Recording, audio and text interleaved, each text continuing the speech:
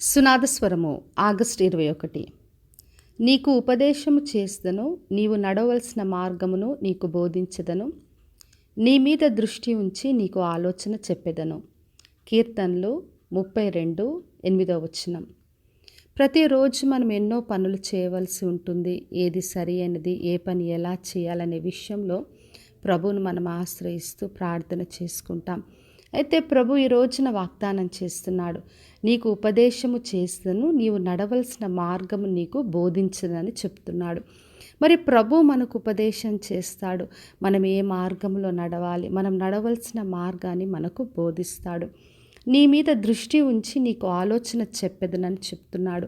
మరి ఎప్పుడు కూడా నిత్యం మనపైన తన దృష్టి నుంచి మనకు ఆలోచన ఇచ్చి ఏ పని ఎలా చేయాలో, ఏ మార్గంలో నడవాలో నిత్యము ప్రభు మనకు బోధిస్తాడు. అందుకే ప్రతి విషయంలో మనం ఆయన్ని ఆశ్రయించినప్పుడు ప్రభు తను ఉపదేశించి నడిపిస్తాడు. మరి యెషయా గ్రంథం 48:17 రాయబడింది, నీకు ప్రయోజనము కలుగునట్లు నీకు ఉపదేశము చేయుదును అని. మరి దేవుడు మనకు ప్రయోజనము కలుగునట్లుగా ఉపదేశిస్తాడు.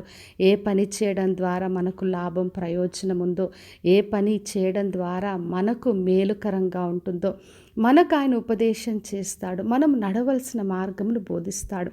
చాలాసార్లు మనం స్వంతగా ఈ పని బాగుంటుంది, ఇలా చేయాలని చెప్పి మన ఇష్టానుసారంగా వెళ్ళి అలసిపోతుంటాం, భారంతో దిగులుతో ఉంటాం.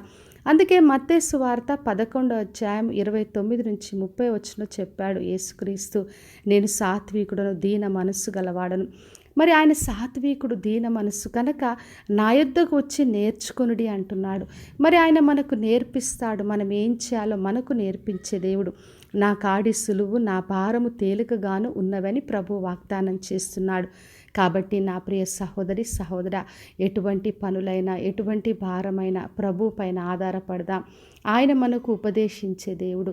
మనం నడవలసిన మార్గమును మనకు బోధిస్తాడు, మన మీద దృష్టి ఉంచి ఆలోచన చెప్తాడు.